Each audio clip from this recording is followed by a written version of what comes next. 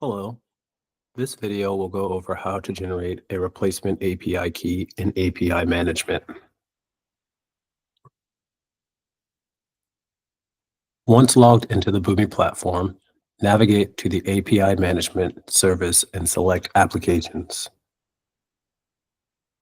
Once on the Applications page, select the application associated with the API whose key you would like to regenerate and select Subscriptions.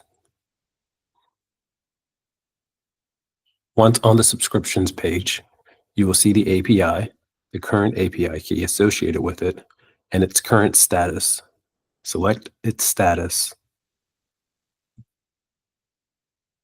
That selection will bring you to this page, which gives you the option to generate a replacement API key as seen here at the bottom of the screen. Select Generate a Replacement API Key to generate a new API key. Once done, select Save. This concludes this video on how to generate a replacement API key in API management.